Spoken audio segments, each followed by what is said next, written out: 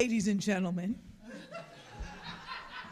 I am Dr. Linda Michelle Barron from York College, the sister college to this fabulous institution, Medgar Evers, and I am just honored to be here to introduce the final panel for today, the state of publishing.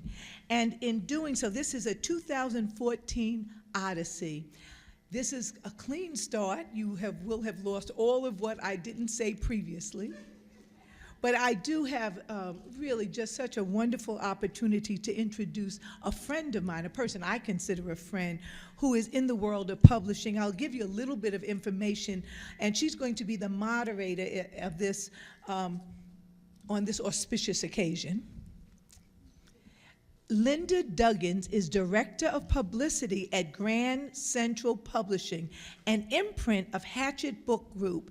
As co-founder of the Harlem Book Fair, she has helped to create a nationally recognized venue that promotes literacy and literary expressions with writers of the diaspora. Duggins is the creator and producer of the annual International Women's History Month Literary Festival in Enoch Pratt Free Library in Baltimore. There is so much more about her. You have to promise me, I won't read anymore if you promise you'll read about her. Is that a deal? Could we welcome my friend and a person that you will have a pleasure hearing moderate today, Linda Duggins.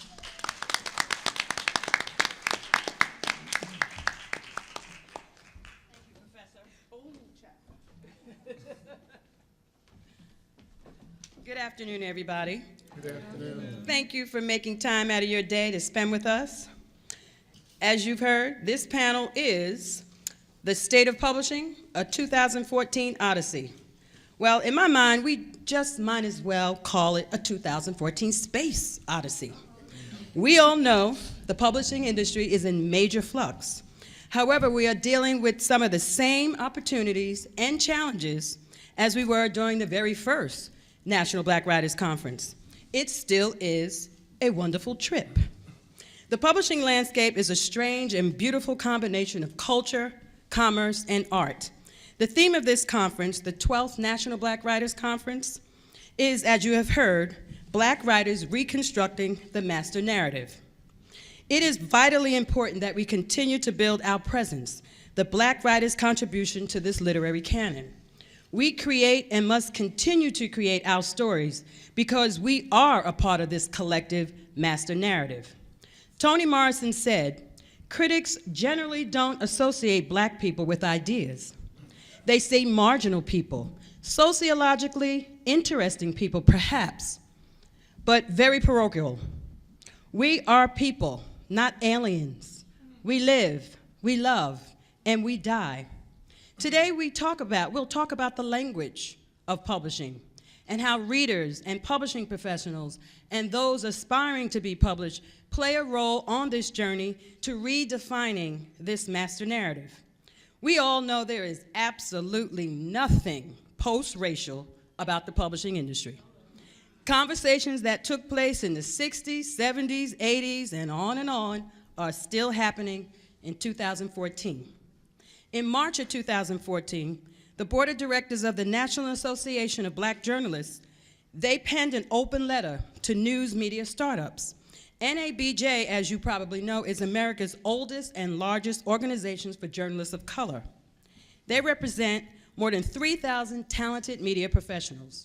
Their open letter addressed the lack of diversity in not just legacy newsrooms, but at the current crop of news media startups as well. In January of this year, the Pew Research Center reported on what many of us already knew. Black women read, period. We read more books than any other group, surveyed or not. I don't even care what the survey says. Again, nothing post-racial about this fact. Free Black women created literary societies in the late 18th and early 19th centuries in this country. I'm on the board of directors of the 12-year-old National Book Club Conference based in Atlanta. And the National Book Club Conference is an annual gathering of Black book clubs from around the country. Over 100 groups meet every year. These sisters hail from cities all over this country, and they buy tons of books.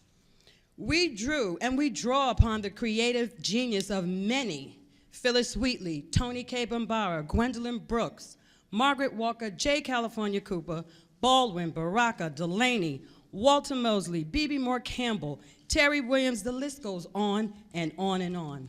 James Baldwin spoke at the Role of the Writer in America conference in 1960 at San Francisco State College. He said, quote, "A country is only as strong as the people who make it up, and the country turns into what the people want it to become. Now, this country is going to be transformed. It will not be transformed by an act of God, but by all of us, you and me.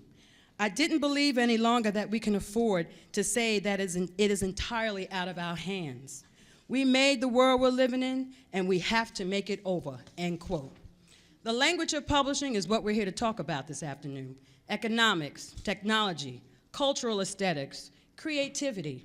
Just like anywhere else in the world, in your home, in my home, all publishing houses, they have their own cultural values and norms, cultural messaging going on all over the place. Are we paying attention? Can we go with the flow and be flexible? What do we bring to the mix? And how do we see ourselves in this industry?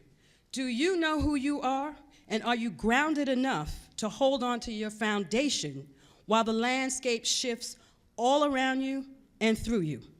We have lots of work to do on many different levels, but this amazing panel and me, total, there's about 95 years of publishing experience up here, y'all. It's a lot of information that these folks have, and we're gonna step you through nuts and bolts and talk about some of these global issues that we face inside the publishing house, outside the publishing house, but more importantly, in our own self, truly. So panelists, we have Paul Coates. He's the founder and director of Black Classic Press, specializing in republishing obscure and significant works by and about people of African descent. Paul's a leader in the field of independent publishers, and he founded BCP Digital Printing, that's Black Classic Press Digital Printing, in 1995 to produce books and documents using digital print technology. His experience with the purchase, sale, and collection and publishing of books by and about Black folks is a love affair that has continued for more than 4 decades, so that's 95 years minus 40, okay? Latoya Smith, she started her editorial career as an administrative assistant to the New York Times bestselling author Terry Woods. Latoya worked at Kensington and is now an editor at Grand Central Publishing.